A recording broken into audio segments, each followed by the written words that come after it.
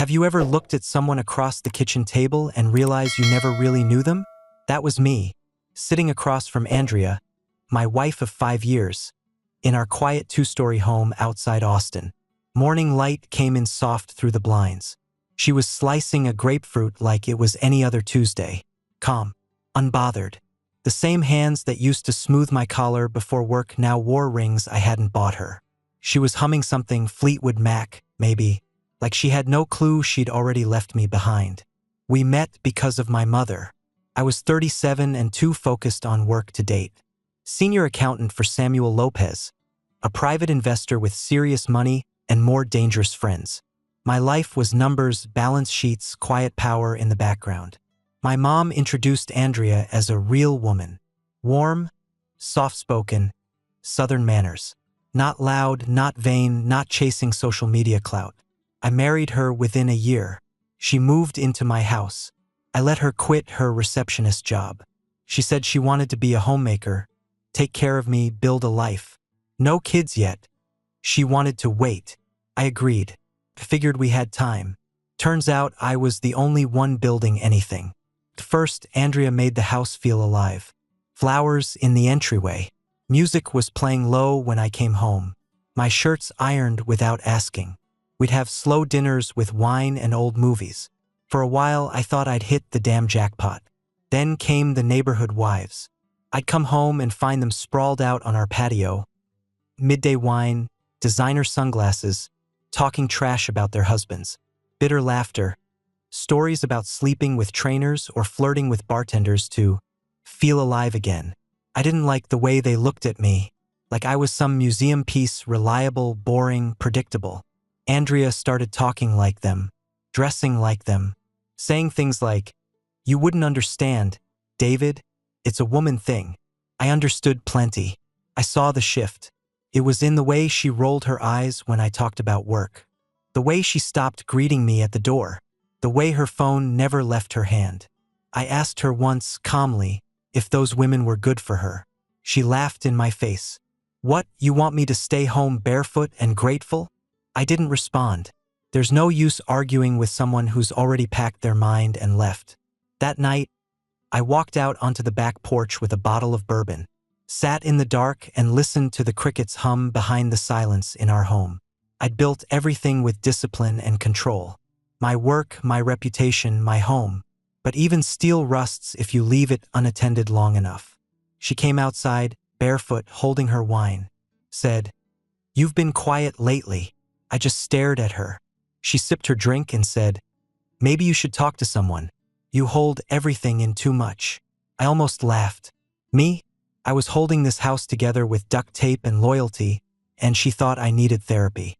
That night, I lay awake, staring at the ceiling fan spin like a clock ticking towards something I couldn't name yet. Something is coming. The next day, she was gone before I woke up. No note, no breakfast, just the smell of her perfume lingering like a taunt. I started getting home later, stayed at the office longer. My boss, Lopez, noticed. He didn't say anything, he rarely does, but I caught him watching me during a budget review. When we finished, he poured 2 glasses of his favorite Zacapa rum, handed me one, and said, "Is your house still your sanctuary?" I didn't answer. He nodded like he understood anyway. "If it ever stops being, don't pretend for long." That was Lopez. Quiet warnings layered in expensive words. By the 3rd month, Andrea didn't even pretend anymore. She'd be out all afternoon, come home around 9 smelling like sweat and cheap body spray. Not the high-end stuff I used to buy her. Her hair would be wild, makeup half-faded, lips swollen. I'd ask how her day was and she'd shrug. "Book club," she'd say, dropping her heels by the door. "Book club, right?" The worst part? I didn't yell. I didn't flip the table or scream. "Who is he?" Like some soap opera idiot. I just nodded, sat with it, sat with her. The imposter in my house is wearing my wife's skin. But I was watching, I was remembering, and I wasn't going to be anyone's fool. Matt, my friend from the office, could tell something was off. One Friday he said, "You good, man?" I said, "Just tired." He leaned in. "Tired don't make a man look like this." You've been punched, you just ain't bled yet. He wasn't wrong. Something inside me had already ruptured. Andrea came home that night laughing into her phone. Didn't stop talking when she saw me. Didn't pause when I stood up. Just breezed past, saying, "We'll talk later, babe." No, we wouldn't. Because something had shifted inside me. I wasn't hurt anymore. I was preparing. I came home that evening expecting nothing. That's what my marriage had become, predictable in its neglect. Andrea's car was parked out front, same as always. House looked untouched. Porch light off. Mail still in the box. I figured she was inside, asleep early, maybe drunk again. But when I stepped inside, the silence didn't feel like rest. Felt hollow. No music playing. No dishes in the sink. No light under the bedroom door. I checked every room. Empty. The dog, hell, even our neighbor's dog, didn't bark. It was like the house had stopped breathing. I texted her once. No reply. Called twice. Straight to voicemail. I waited. Sat on the couch in the dark with the TV muted. Just the glow of the screen bouncing off the walls while my mind circled the drain. The clock hit 9 p.m. Then 10:30. The midnight. That's when I heard the door creak open. Keys clattered to the floor. A sharp laugh followed. Hers. Andrea stumbled in, dress riding high on her thighs. Tight, red, new. Not something I'd ever seen. Her heels hung from one hand, the other clutching her phone. Her lipstick was smeared. Her hair looked like she'd been in the backseat of a car, not a cab. "Hey, babe," she slurred. I didn't say a word. She blinked. "Why is it so dark in here?" I watched her walk, no sway, toward the kitchen like nothing was off. The scent hit me then. Cheap cologne. Not mine. Not even a brand I'd buy. Sweat. Smoke. Something sharp and sour clinging to her skin. "Have fun?" I asked, voice flat. She turned. Smiled. "Girls' night. Don't wait until next time. You get all tense." Then she laughed, like it was some inside joke I didn't get. I stood. "You wore that dress to see your friends?" She looked down. Shrugged. "What, you don't like it?" Juan did. There it was. A name. She tried to walk past me. I caught her wrist, not hard. Just enough to hold her still. She looked up with those dull, glassy eyes and said, "Don't start, David. I'm not in the mood for your jealous crap." I let her go. She collapsed into bed without brushing her teeth, still reeking of someone else. That's when I took her phone. No lock. She'd gotten lazy. The messages started 2 weeks back. A man named Juan. First, it was mild. "Juan, thinking about that dress last night. Andrea, you were supposed to rip it off me. I was disappointed." Then they got worse. "Juan, next time bring handcuffs. Andrea, next time let's use his bed. My bed." She sent him pictures. Lingerie I'd never seen. Angles I never got.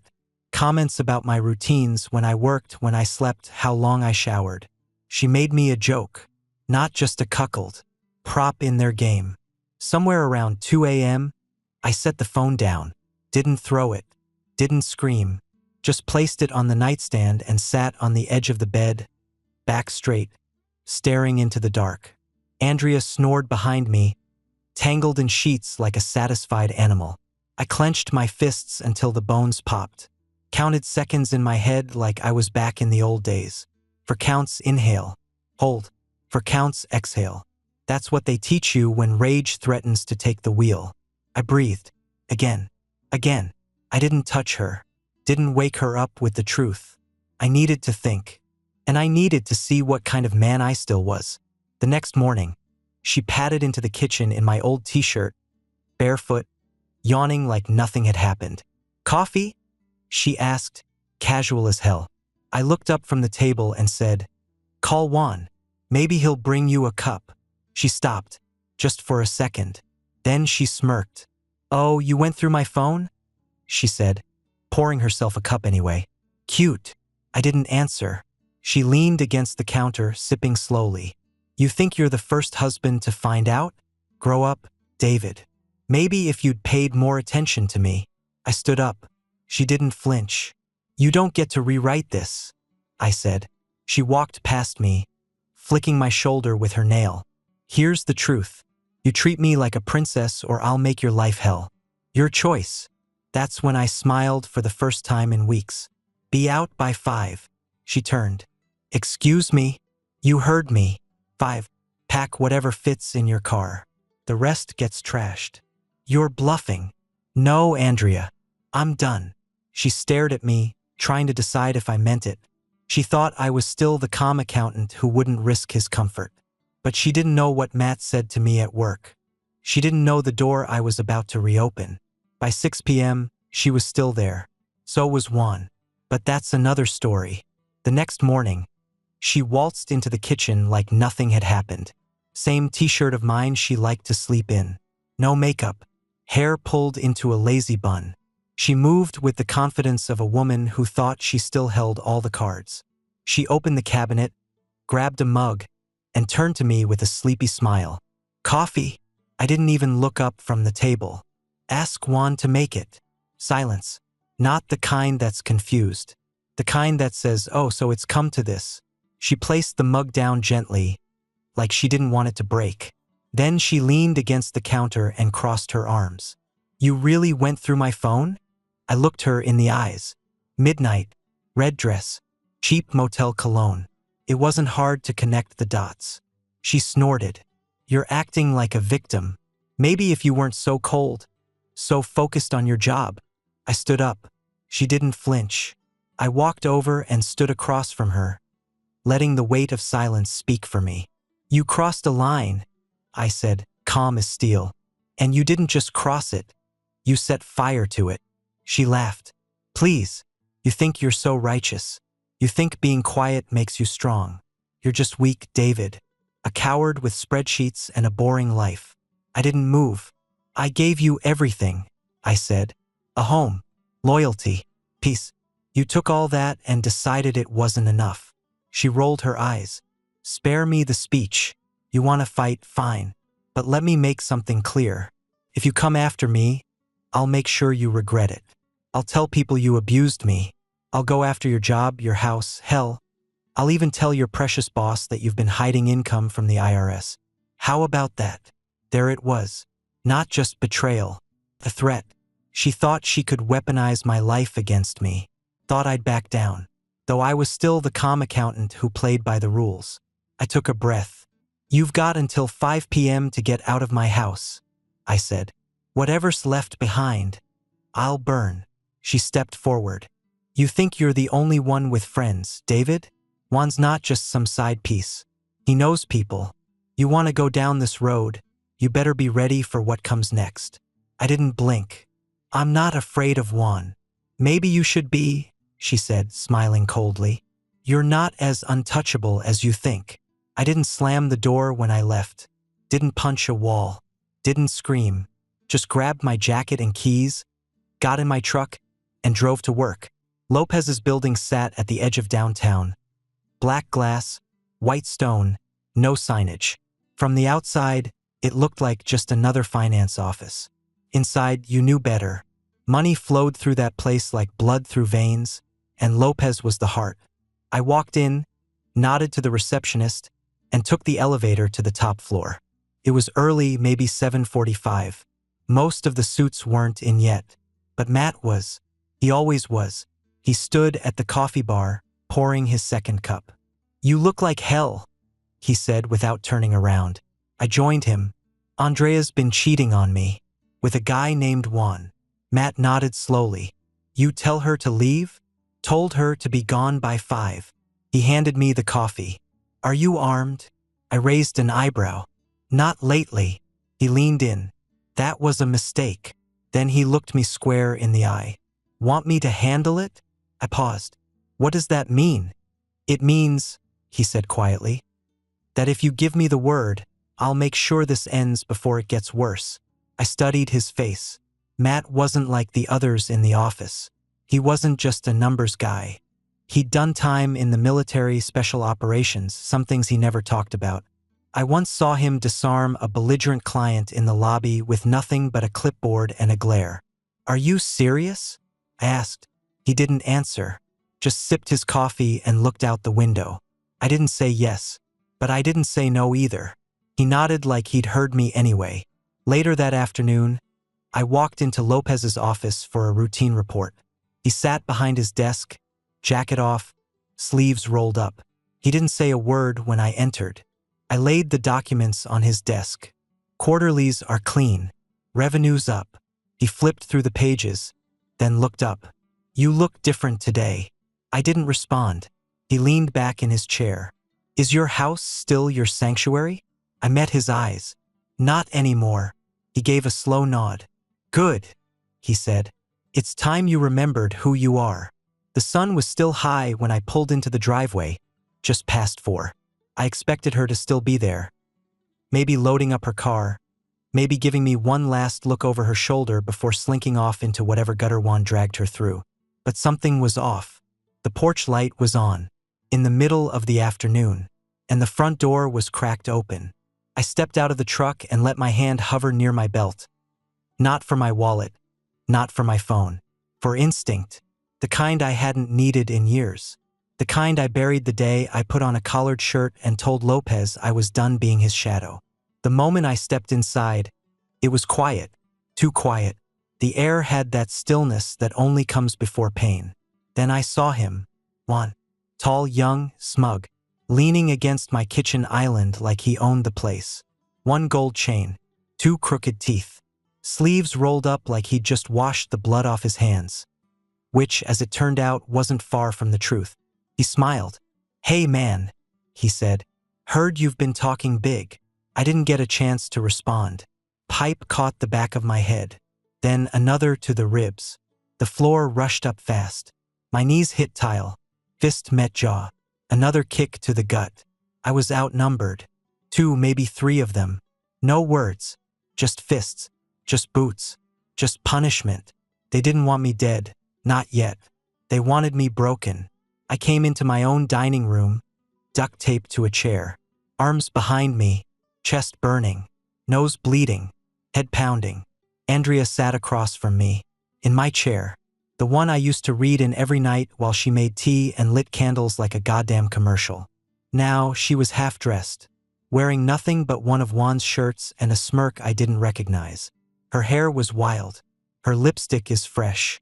She took a sip of wine and looked at me over.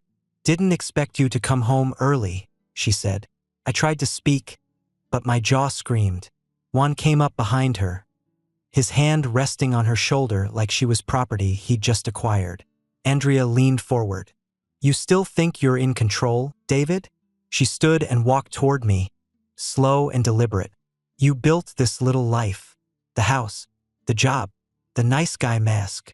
She crouched down to my eye level. But you forgot something. You're forgettable. I breathed through my nose. Didn't flinch. Didn't give her the reaction she wanted. That pissed her off. She slapped me hard across the face. You think you're better than me? She hissed. You think you're smarter? Stronger? You're not. You're just quiet. Boring. Weak. Juan stepped forward. He's still got that look. Like he's planning something. Andrea rolled her eyes. He's not planning anything. He's broken. Then she climbed into Juan's lap, right in front of me. Arms around his neck, legs draped across him. She turned her head and whispered something in his ear. He laughed, and then they kissed. Long, sloppy, loud, right in front of me. I didn't blink.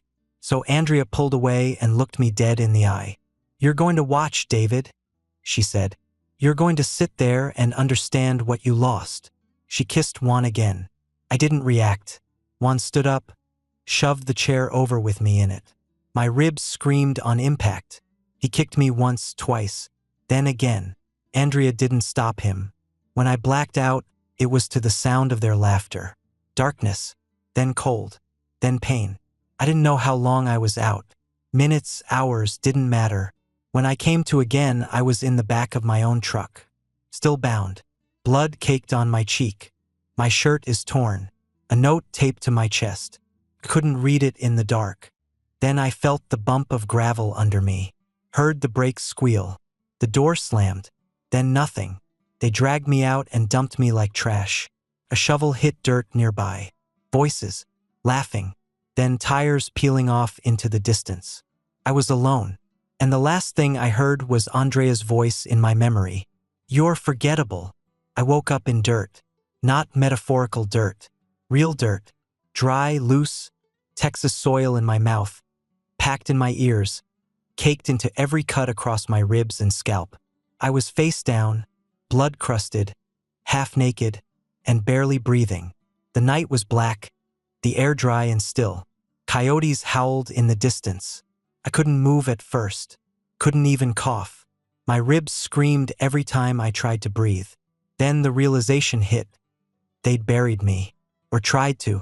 The shallow pit was maybe 3 feet deep, enough for a symbolic grave, but not enough to finish the job. They didn't want me gone. Not yet. They wanted me erased, shamed, humiliated, forgotten. Next to me, half tucked into the dirt, was a crumpled note smeared in red lipstick. "If you survive, make me a coffee." That smug little line broke something open inside me. I didn't scream. I didn't cry. I laughed. Dry, cracked, blood-soaked laughter. That was the moment I stopped being an accountant. That was the moment I remembered who I really was. I crawled out of that pit inch by inch, dragging what was left of my body through cacti and thorns. My hands bled. My knees tore open on the rock. Took me hours to make it to the road. I didn't hitch a ride. I didn't wave for help. I walked barefoot in the dark, bleeding across the pavement, one step at a time, and I walked straight to hell's front door. Lopez's estate sat behind iron gates 20 minutes outside Austin.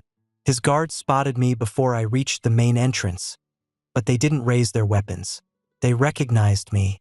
They remembered the man I used to be. When I finally stepped through the gate, shirtless and shredded, they didn't speak. One of them opened the front door without a word. I stepped into the marble foyer, my shadow long and jagged under the chandelier light. The smell of blood mixed with cigar smoke and citrus polish. Then he appeared. Samuel Lopez. Gray suit, no tie, barefoot on polished tile like some damn king in his castle. He stared at me for a long second, lips tight, unreadable. Finally, he spoke. "Name." I looked him in the eye. "Juan. Los Reyes." His expression didn't change. Didn't ask why. Didn't ask what happened. He simply turned to one of the guards behind me. "Get him a doctor." Then he disappeared into the dark like a general returning to war. I spent 2 days in a guest wing I hadn't seen in years, somewhere between a recovery room and a safe house. Lopez didn't visit. He didn't need to. He was waiting for me to remember who I was. By day 3, I was standing. By day 5, I was walking. That's when he showed up. He stepped in with a leather folder under his arm and handed it to me. Inside were photos.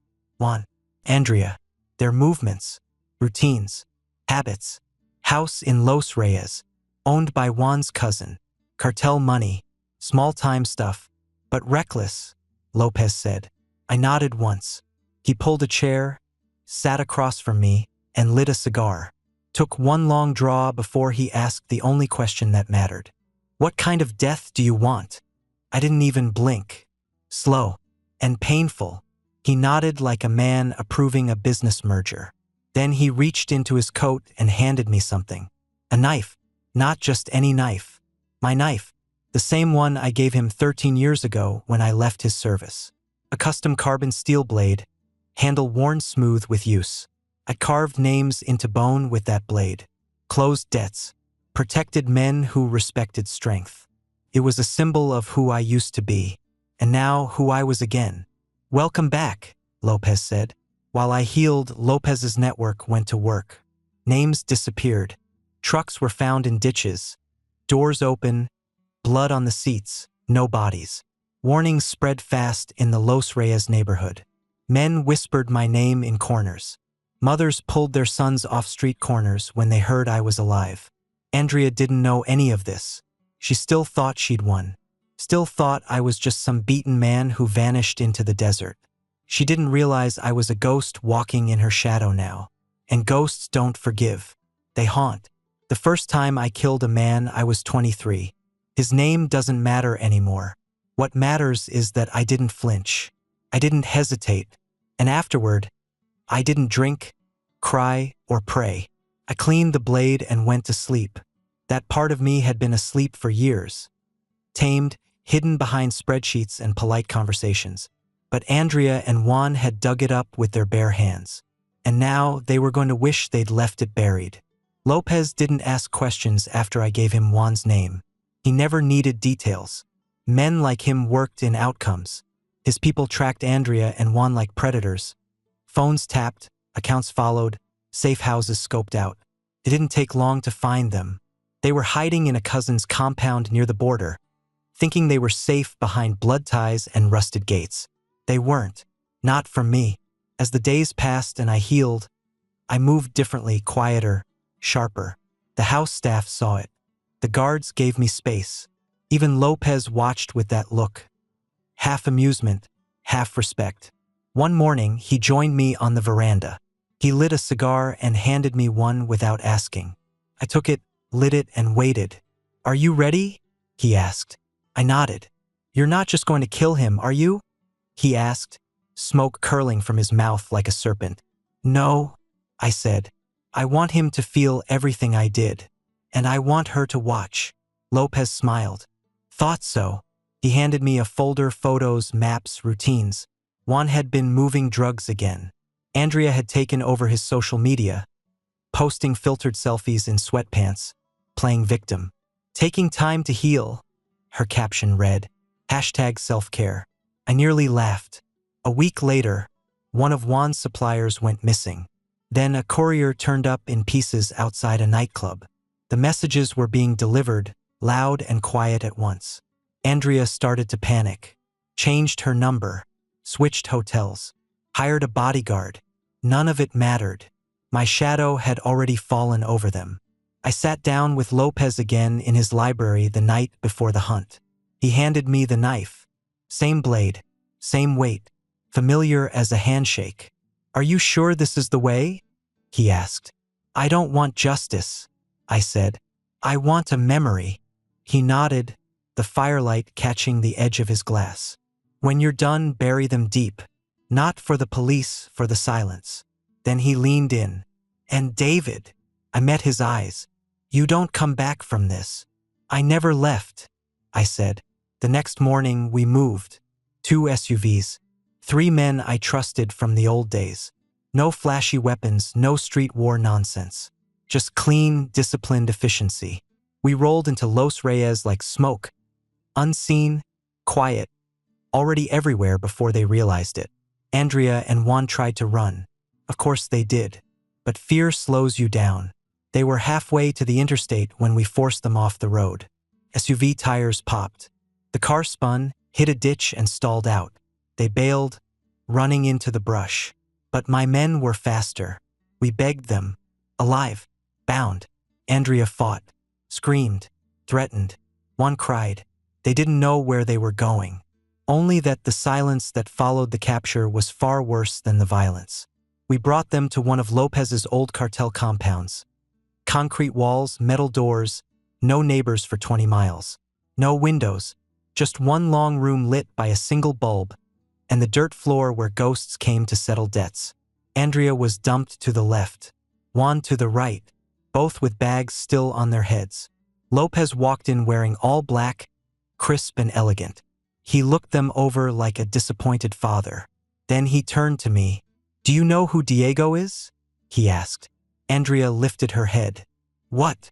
He looked at Juan. "Do you know who Diego is?" Juan shook his head, mouth taped shut. Lopez chuckled. "Of course you don't." Then he pointed at me. "That's Diego." Andrea's eyes widened. She looked again, really looked. For the first time since this began. I stepped forward, slow and deliberate, knife in hand. And that's when Juan pissed himself. The bags came off slowly. Juan blinked fast under the bare bulb, his lip quivering, mouth still duct-taped. His shirt was soaked through with sweat. Andrea, on the other hand, stayed still, wide-eyed but trying hard not to give me the satisfaction. Her mouth wasn't taped. Lopez wanted her to speak. I did too. The moment she saw my face, really saw it, her composure cracked. "David," she whispered. like she'd forgotten my name until that second. No, Lopez said from the corner. Diego. She looked at him, confused. What is this? What is he talking about? I stepped forward, slow and steady, blade in hand. That's who I was before you, I said. Before the house, before the job, before I let someone like you believe I could be normal. Andrea flinched. You were just a phase, I said. An illusion. I let my guard down. That was my sin. But you, I turned to Juan. You're going to be my message. Juan started to cry. Lopez smiled. They always cry in the end. We started with the lights.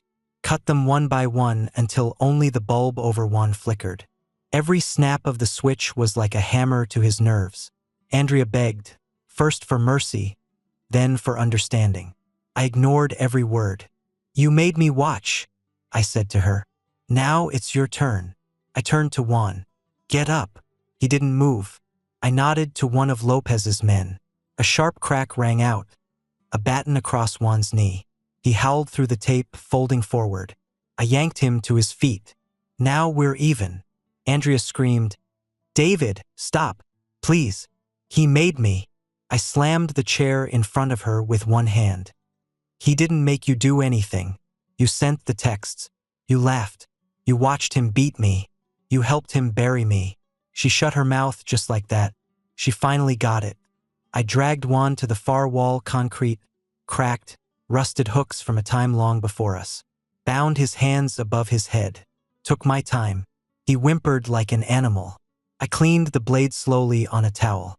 Lopez didn't interrupt. His men watched silently. Even Andrea was still now, shaking, finally understanding what this really was. I don't want him to die fast, I told Lopez. Lopez nodded once. Take your time. So I did. I started small. Cuts behind the knee, inside the bicep, places where pain sings but life clings. Juan's screams echoed against concrete and dust. Andrea sobbed until her throat cracked. She tried to run once. Lopez's men put her on her knees, made her watch. She begged again. I'm sorry, David, she cried. I didn't know. I didn't know who you were. I crouched down beside her. You should have loved the man I was, I said. Not afraid of the man I became. She shook her head violently. You weren't supposed to survive. That's when I smiled. I didn't. Juan passed out twice. I brought him back both times with a splash of salt water to the face and a slap across the cheek. The second time, he opened his eyes and said something I'll never forget. Please, just finish it. I leaned in close. No. Then I turned to Andrea. Your turn. She screamed before I even moved. But I didn't touch her, not yet. I let her sit there, watching Juan fall apart, listening to the sound of her own heart pounding so loud it drowned out his sobs. Let her stew in the silence she used to weaponize in our kitchen. Finally, Lopez walked over. It's done. I looked at Juan, hanging limp, barely alive. I looked at Andrea, eyes hollow, soul cracked. Then I raised the knife. I want her to see. And I ended him. Quick, merciful. Only because the next part would not be. Andrea was dragged to the center of the room. Not tied down. Not restrained. Just dropped on her knees, trembling, mascara bleeding into her sweat. Are you going to kill me too? She whispered. I crouched in front of her. I already did. Then I turned and walked out. She screamed until the door shut behind me, until Lopez nodded to his men, until the fire was lit. We didn't bury their bodies. We buried the building. The compound went up in flames, old fuel drums, dry wood, accelerant. Controlled chaos. The kind of blaze that left nothing but ash and legend. I watched from a ridge. The fire reached the sky like a sermon. Lopez lit a cigarette beside me. You mourn? No. He took a drag. Good. We stood there in silence, wind picking up the smoke and memory, sending both into the black. You done? He asked. I didn't answer, because the truth was men like me are never done. We just wait. 3 days after the fire, I stood alone in the desert, boots crunching against scorched earth. The compound was gone. just a blackened husk of rubble and silence. Smoke no longer rose, but the scent of fire still clung to the wind. Insects had returned. Vultures circled overhead. Life always comes back to places where death has done its work. I held a single red rose in my hand, not out of sentiment, out of memory, out of closure. I didn't bury Andrea or Juan. They weren't worth graves. What was left of them burned. Bone, teeth, and silk skin turned to ash. The desert would eat the rest. The silence would keep it buried. No police report, no news headline, just 2 more names scratched off the wrong ledger. No one came looking, no one cared, and if someone ever did, they'd vanish before they asked twice. But I left the rose, laid it on the scorched ground where I watched Andrea scream for her life. "You chose hell," I said quietly, "and you dragged me with you." The wind picked up and blew the petals slightly sideways, like even the desert didn't want her memory to rest. I got back in the truck. An old one Lopez had gifted me years ago when I first walked away from life. It was waiting for me when I returned to the compound the day after. Same keys, same dent in the bumper, same message. "You're free again. Use it wisely." I drove north, away from the ashes, away from Austin, away from everything that tied me to David the accountant. I stopped at a roadside motel with no cameras and a front desk guy too high to remember my face. Showered twice, burned my clothes, took the knife and buried it 10 miles off Route 281 beneath a rusted mile marker that hadn't been used in years. I don't need it anymore. The work is done. Matt called me on a burner. "You finished it?" he asked. "I buried it." He paused. "Are you coming back?" "No," I said. "Do you need anything?" "Peace." He laughed. "Wrong state for that. Then I'll make my own." Lopez didn't say goodbye. He never does. His people wired me a new identity, new documents, new account numbers.